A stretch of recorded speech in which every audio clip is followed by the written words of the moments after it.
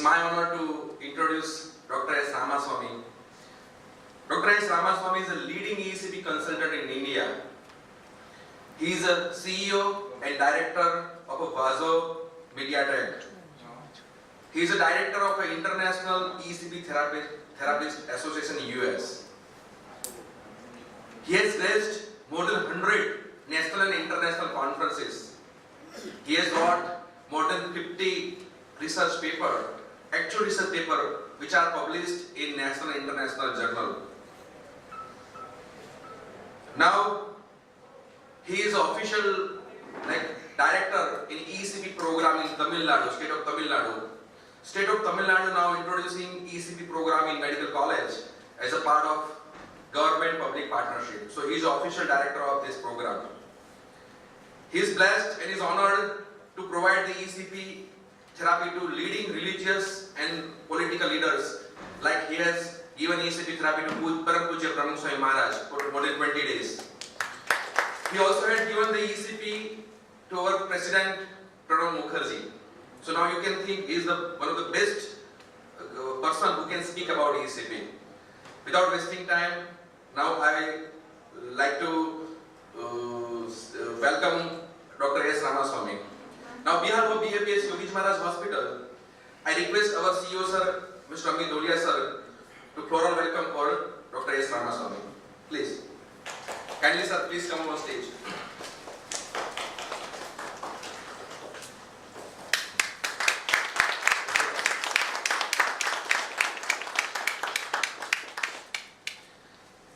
Now, without wasting time, I request Dr.S.Ramasamy to provide the enlightened speech on EECP and share his experience. Please be on stage, sir. I'd like to thank him for this kind introduction.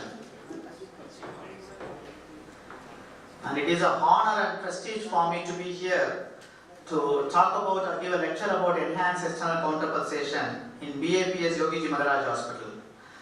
And before I start the enhanced external counterpulsation, I'd like to give you a couple of notes. First note is, when I have the privilege to be one of the expert panel in the treatment of Ramasamy Maharaj, I was here for 20 days and I was able to be with him and talk to him and feel his presence. So after the treatment, I went ahead and tell everybody like I treated Ramasamy Maharaj. It's a proud moment for me. But when I went to Chennai, they requested me to speak in the meeting. When I spoke about my clinical knowledge and nobody cared, all of them came to me and said, "Sir, how did you feel to be with Swamiji?" All the question is, how did you feel? And none asked me, what is he doing? Is he doing better? Or what about his clinical content? Everybody's worry is, how did you feel? Then after 2 weeks, I completely stopped talking about I treated Ramasamy Maharaj. I changed my status and I said, I was the one 20 days to be with Swamiji, and all the time I was able to feel his presence and I treated him and spoken to him. So that I considered as the biggest prestige for me, rather than telling me that I have treated Ramasamy Maharaj. And second is, I had a wonderful evening session, one of the doctors, as soon as I landed in Ahmedabad, he took me around to the clinic and showed me the Indian medicine department. I think that they showed me about yoga, and then Ayurvedic, Panchakarma and all these things. And it is a typical of Indian way of treating patients. I think we all are allopathic, which traditionally thought about how to do medicine in an evidence-based basis. So here I think they are trying to link between the West and the East. And we all know East and West will never meet. But this is a great opportunity that they have formed something to make sure this both will couple to form an integrated medicine department or integrated way of treating patients. So I would just like to give two notes because I was very interested when I saw the Indian medicine department. If you look at West has been evolved and been compulsively, or which is called as a very, very aggressive way of what called as evidence-based medicine. Without evidence, we don't treat patients. We need evidence for everything. We need evidence to treat patient, form guideline and provide to them. When you look at the East, they don't talk about evidence-based medicine. They talk about what we call as a sympathetic medicine. When I spoke to them, they always talk about patient's care, what to eat, what not to eat, what to drink, what not to drink, how to live your life. So it is simply a way of improving the quality of the patient life. It is not an evidence-based medicine. That is not something negative, because most of the allopathic medicine, they say, oh, it's not an evidence-based medicine. The problem with evidence-based medicine is, even though we did a lot of work on evidence, it is been to technology, and technology to assess the patient. And finally we lost the patient, because in US, when I was practicing medicine, one of the doctor asked me, could you find out that patient name Mr. Alfred? So I said, I don't know, sir, where is he? Come on, you are the one who treated. So we went to the ICU and asked them, do you know the patient who had pulmonary edema, who had 2 times MI and had been transferred to the cath lab? That is what we know. This is all the technology which is given. And remember, the success of what we have achieved in allopathic medicine is because of technology.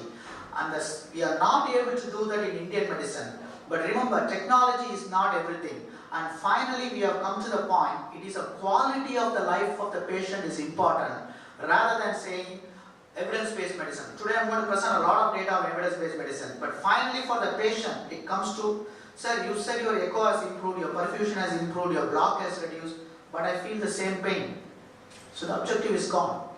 So I think with this note, I will enter into what we allopathic medicine has glorified, what we call as evidence-based medicine. So I'll give you evidence for each and every word I utter to make sure this is got into a clinical, which we call as a clinical way of treating patient.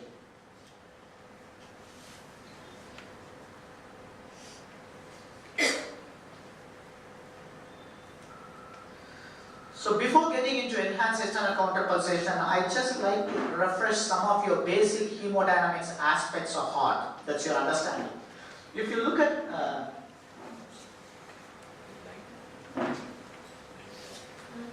if you look at the heart has 2 phases. One is a systolic phase and second is a diastolic phase. Systolic phase is the point where the heart contracts and the blood flow to all the organs in the body.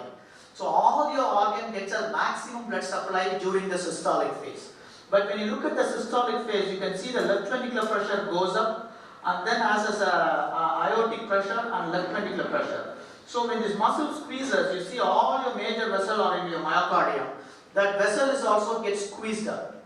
So if you look at the blood flow to the heart muscle during your systolic phase, it is very less. We say as a systolic flow in your myocardium is only 20 to 30%.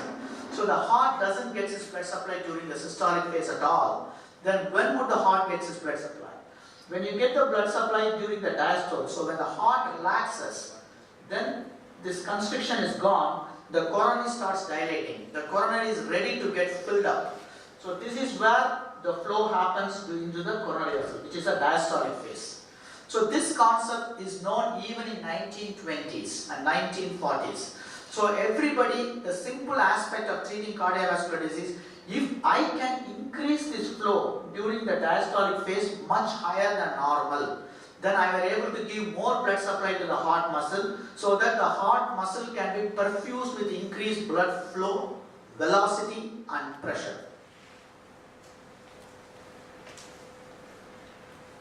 So when you talk about, I think everybody would know about, when I talk about cardiovascular disease or coronary artery disease, what you will have is what we call stenosis. So everybody knows about the blockage. So we all focused on what we call as an anatomical lesion.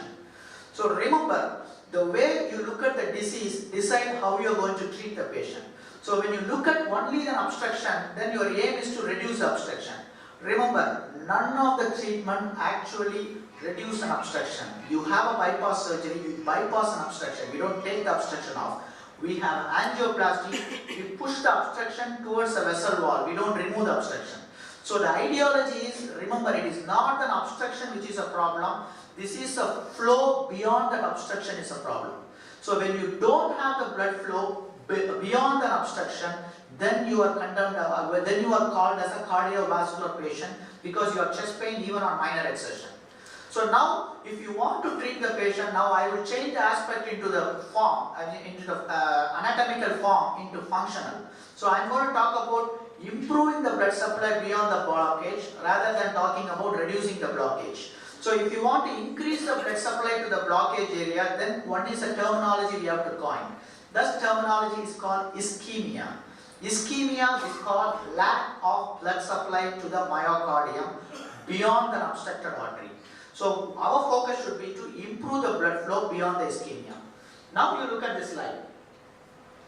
To simplify, cardiovascular disease management is a very complicated. It has medical management, it has interventional procedure, it has lot of procedure, and you have to make a decision based on lot of factors available to the cardiologist. To make it simplify for everybody understand, there are only two aspects to treat cardiovascular disease. One is the supply. You have to increase the blood supply beyond the blocked artery. Second is the demand. Well, I don't want to increase the supply, what should I do? Then what we should do is, we should reduce the demand. So when you reduce the demand, heart doesn't require more oxygen. It can able to pump effectively without any requirement for more blood flow to the myocardium. So it is a supply and demand. So now look at the supply. I want to improve the supply. Then the only available for you to throw you into a cath lab. So there is a mechanical manipulation can be done so that we can stent it. Either a drug-eluting stent or a bare metal stent or a bioabsorbable stent. Or you have to graft it by bypass surgery, graft the artery. So you can able to bypass an obstruction and increase the blood flow. So that is what we do in a supply.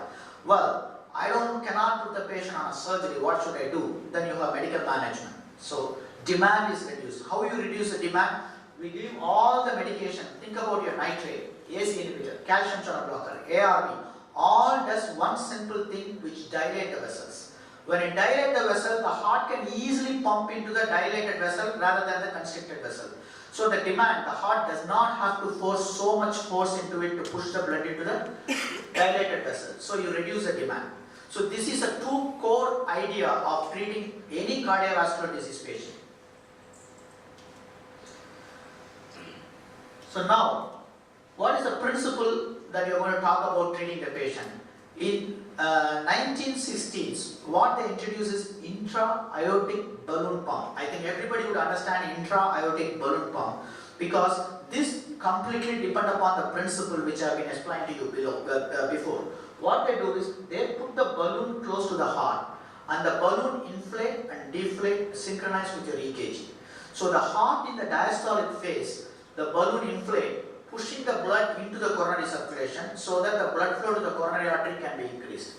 When the heart goes for the systole, the pump deflate, reducing what we call as a peripheral arterial resistance. So dilated vessel, it can easily pump outside. So this intra-aortic balloon pump was used in acute setup because the reason is in chronic setup you cannot ask the patient to put a balloon and the balloon has a lot of problem. It may rupture your artery, causes an aortic rupture, or it can cause a dissection in the artery, or it causes a gangrene because it is compromising the flow below the artery. So all this complication has restricted this intra-aortic balloon pump only in need of an emergency situation. That we call as during a bypass surgery putting a pump.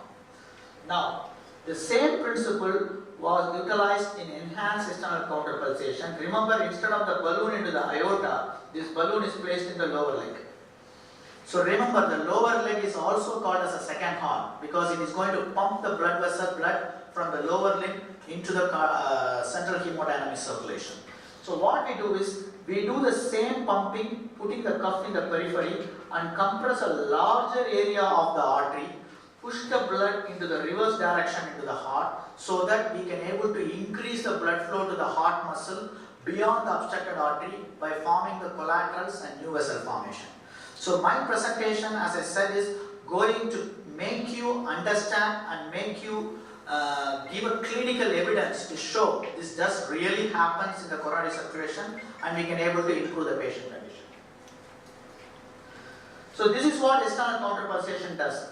3 sets of cuffs are placed in the lower calf, lower thigh and upper thigh region and this cuff inflates and deflates. When it inflates, it pushes the blood retrograde and it is timed to the EKG. So exactly with a microsecond precision, during the diastolic phase, it can able to compress and push the blood back into the circulation. Here the patient comes for 35 days. So every day 1 hour for 35 days it keeps happening again and again and again. So what happens is it naturally increases the blood flow not only to the heart, to the various part of your body. So next question is, how does it act? So if you put the three sets of cuff, lower thigh and upper thigh region, exactly during the diastolic phase, it sequentially inflates. This goes first, second and third. So when it inflates and compresses your lower limb, you have two compartments. One is a arterial compartment, second is a venous compartment. When you compress a venous compartment, it increases a cardiac output. Very useful in patients with heart failure. When it compresses the arterial compartment, the retrograde blood flow goes back to the aorta, and exactly because of the diastolic stage inflation, your aortic valve is closed. So the only path the heart blood can flow is into the coronary arteries. So it increases the flow into the coronary arteries so that it increases coronary perfusion pressure, velocity and flow. And exactly when the heart is supposed to go for a systole, is about to contract, the cuff deflates. When the cuff suddenly deflates, what it happens, it has a significant reduction of what we call as an afterload or peripheral vascular resistance. Now the vessels are all dilated. What the heart does is it can easily pump into a dilated vessel. So it does not have to put any load on the heart. So what happens? You increase the supply and decrease the demand. Increase the supply similar to what an intervention can do, and decrease the demand what your medical management can do.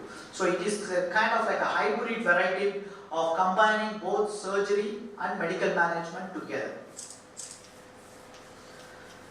Now when I said it all looks like a theory, I said they put a cuff on the lower leg, they compress and they seem to be increasing the blood flow to the coronary arteries. But how do I prove it? Because we are all evidence-based medicine, we need a certain proof to show what I do in the lower limb is actually happening towards your heart. So this is what, so if you look here, this is a tracing got after putting a probe into your aorta. So they try to measure the blood flow directly into the aorta during counterpulsation and measure the pressure. Whether the pressure which is given here is transmitted to the aorta and into the coronary artery or not. So what we found is, when we heave a baseline, this is what your blood pressure waveform looks like when you put an intra-aortic blood pump or put a catheter on the aorta and measure. You have a systole, you have what it called the dicrotic notch is where this aortic valve closed, and then the pressure fell down because it's a diastolic phase. Now when you start counterpulsation, increasing the pressure sequentially from baseline 100, 150, 200, 250 and 300. So you found what you call as, you can see the second wave is forming, and subsequently the second wave is becoming bigger than the primary wave, which is a systolic wave. Now this shows your diastolic pressure has significantly increased. This is what we achieve because we know the coronary filling happens during the diastolic flow, and we have significantly increased the pressure in the diastolic, so it will automatically increase the flow and velocity. Now the next slide. We went to put a catheter into the coronary artery and started measuring what is happening in the coronary artery because of all the pressure we are applying in the lower limb. Here you can see the diastolic pressure increased from 71 to 136, which is almost a 92% increase in the diastolic pressure. And second is a flow velocity. The velocity increased from 18 meters per second to almost 45 centimeters per second, which is almost 150%. So this amount of flow and velocity is increasing in your coronary vascular bed. Now the second simple question anybody want to put is, sir, would I do an exercise and I can achieve the same benefit? Because it is like an exercise machine. Instead of lying down in a machine and paying a hefty sum of amount, why cannot do an exercise and I can able to achieve the same amount of increased pressure and velocity, which can increase my collaterals? Well, now remember, people are only two types. One is who can do exercise, who has good stamina, and second is people who have poor stamina. And unfortunately, 90 or 80% of us follow on the poor stamina. If I ask you to run, I think after running 2 kilometers, I think everybody will be breathless. Breathless means, remember, your heart rate shoots up, your blood pressure shoots up. So when your heart rate shoots up and blood pressure shoots up, automatically you are not able to achieve this much of flow and velocity into the coronary vessel, because it's been compromised by the increased heart rate and the increased blood pressure. But during EECP, when these cuffs are inflating and deflating and synchronizing with your heart rate, your blood pressure and your heart rate remains same. So the ideology is to keep your blood pressure, heart rate same and achieve the maximum flow and velocity. Now, when you do the maximum flow and velocity every day, 1 hour for 35 days, now what is going to happen to your coronary circulation? Because it is created some type of vascular hypertension in your coronary vascular bed, and it has been continuously repeating day after day after day for 35 days. So what happens is it forms some sort of hypertension in the coronary vascular bed, and then there are dormant collaterals in your myocardium. This dormant collateral does not open unless effort has been put to open it. And we are called cardiac disease because we cannot exercise. Even 2 minutes exercise is going to cause chest pain. So we cannot push him to do exercise. So what happens is, because of this flow, because of this constant stimulus is happening, this collateral flow will open and increase the blood flow to the heart muscle and also form new vessel around the blocked arteries. So this was proven. From 92 there are a lot of papers published, and in 2002-2003 our group did on around almost 200 patients to prove beyond doubt. Almost 80% of the patient who did myocardial perfusion scanning, they inject a dye. The dye goes wherever the flow goes, and the dye does not go if the flow doesn't go there. So initially wherever the dye doesn't go, appear dark on the spot on a gamma camera. And after EECP, when you look at this area which has lead blood supply, now it has increased. So this ischemic area has reduced because of the increased flow to the ischemic area. So we have achieved the blood flow beyond the blocked arteries.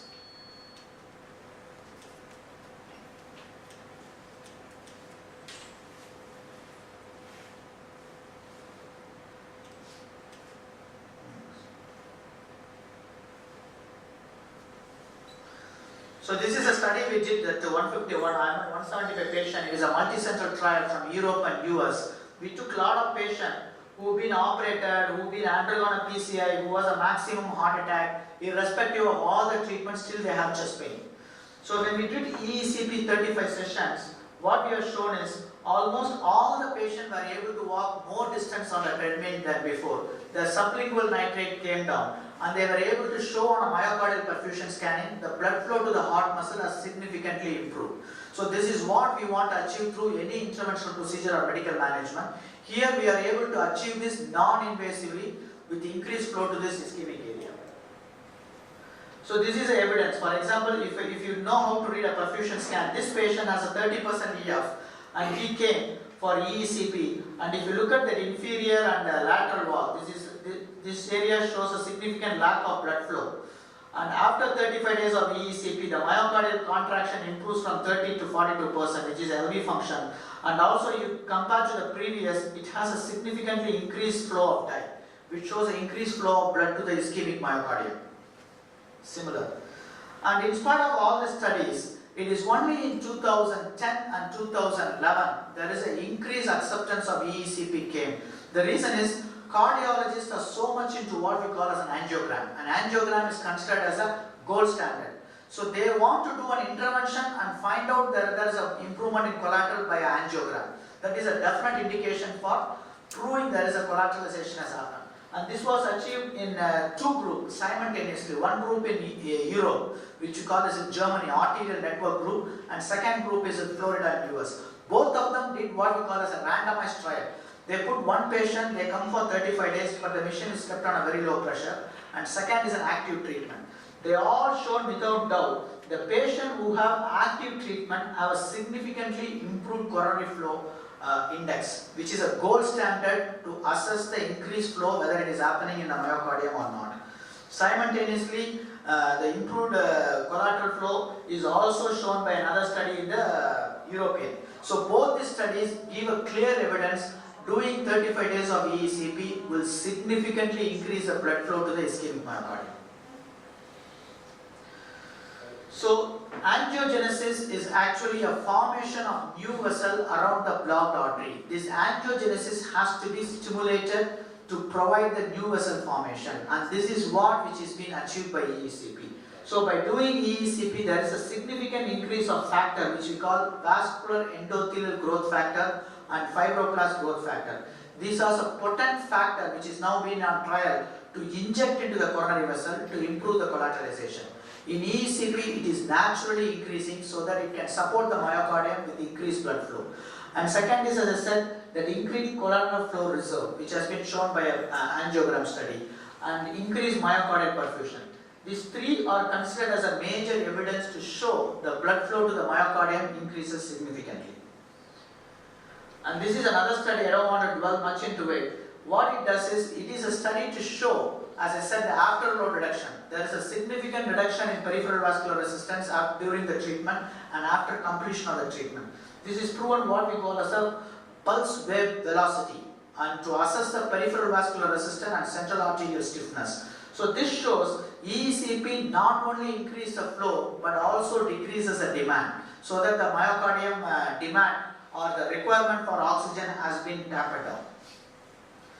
So to conclude the overall mechanism, EECP acts by two mechanisms. One is by increasing the angiogenesis on the myocardium by increasing the flow, and second is it improves the vascular endothelium because of the continuous inflation and deflation. Just like an exercise, it improves the vascular endothelium, so it secretes a lot of nitric oxide and less of endothelin, which both are considered to be the factor for vascular endothelial dysfunction. So this corrects the endothelial dysfunction by increasing the nitric oxide level and decreasing the endothelin level. So once you know about the mechanism of action, the next question is, well, you have a mechanism of action to prove EECP works by improve the collateralization and endothelial function. So how it is applicable to the patient? How do you know that patient improves because of improvement in the collaterals? So most of the studies, what we call as an outcome studies, are to evaluate the patient angina pre and post EECP and follow them to see whether this benefit is lasting. So as I said, the mechanism of action is clear: increase nitric oxide, decrease endothelin, decrease brain natriuretic peptide, improves vasodilatation, and the hemodynamic is it improves ejection fraction, cardiac output, and decrease the blood pressure and heart rate. And clinical benefit is 35 days of treatment would let your patient walk more distance than before. If you put them on a treadmill, they can able to walk more distance on the treadmill before the appearance of ST segment depression. You put them on a nuclear scan, you can show the improvement in perfusion assessed by a perfusion scan, and these benefits seems to be sustained even up to 3 to 5 years. So these are all the studies which more than 7,000 patients. This demography shows these patients are high risk, who have mostly diabetic, hypertension, and also they have undergone the interventional procedures and still they are symptomatic. So this patient, in a larger trial, when they followed up to 3 years, almost 75 to 80% of these patients were able to retain the benefit in spite of stopping the treatment after 35 days. So this to prove the benefit is not only during the procedure, but after completion of the procedure, it will last even up to 3 to 5 years. So these are all the major trials which has been published in multiple clinical journals to show the EECP has sustained long-term effect on the patients. And second is a heart failure. Heart failure is because of the inefficient of the heart pumping. So the heart pumping is so poor, it is not able to accommodate the metabolic demand, so that the myocardium pumping is not as efficient to give blood flow to all the organs. So we know heart failure has no cure. So there are a lot of device-based therapy like cardiac resynchronization therapy and left ventricular assist device, or you have to go for a heart transplant. So all these things are the destination therapy or the end treatment for patient with heart failure. And EECP 35 session has clearly proven to benefit heart failure patient by improving the cardiac output and ejection fraction. So the ideology is to provide EECP is to decrease the emergency visit and decrease the rehospitalization rate. So after EECP, there is a significant reduction, about 80 to 85% in emergency room visits as well as a rehospitalization rate. So the 2-year follow-up studies. See, usually heart failure patient, it's becoming a dilemma or it's a burden for the cardiologist because they have repeat hospitalization, they repeat emergency visit, and the mortality is very high. So what we did is, we did EECP, follow them up to 2 years. We found out almost 70% of them were able to retain the benefit, and to our surprise we found 83% of them survived even though they have the AV function less than 35%. Because as you know, 1 year, 2 year mortality is very high in this group, and by doing EECP there is some evidence to show these people can live longer and probably it may have some protective effect on the myocardium, preventing to going for a rehospitalization or a repeat emergency visit. So the simple thing is, which patient would be considered as a treatment for EECP? Number one, patient with chronic stable angina who are on maximal medical management and who is not a candidate for intervention procedure or who refuses intervention procedure. Second is usually referred by interventionist or cardiothoracic surgeon because the patient has diffuse vessel disease or multi-vessel disease or have high comorbid illness which prevent them to go for a high risk procedure because the risk is much more than the benefit. Or patient who have gone for a bypass and angioplasty and come back with restenosis or graft occlusion. Or patient with heart failure, ischemic or dilated cardiomyopathy or cardiac X syndrome, where they have a microvessel disease, where intervention will play no role on these patients. So these are all the FDA labeling for EECP, which is stable angina, unstable angina and congestive heart failure. And some of the contraindications are very similar to what you do with IABP. You should not have aneurysm, you should not have a deep vein thrombosis, you should not have a high pulmonary artery pressure, or if you have a very irregular heartbeat, probably it may interfere with the triggering mechanism of the system. So, a couple of slides I am going to explain what is the current status of EECP internationally and in India. So this is what the evidence base. So the American College of Cardiology Foundation and American Heart Association, they have what we call as a task force. What this task force does is, they took experts and they collect a paper which has been published in this particular treatment, whether it is a randomized trial or non-randomized trial or meta-analysis, and they put everything and they derive what we call as a evidence-based medicine. So they gave two things. One is level of evidence, one is a class of level of evidence and class of recommendation. Level of evidence of B, it is given the level of evidence B in the sense it has multiple trials and at least one randomized trial which is positive.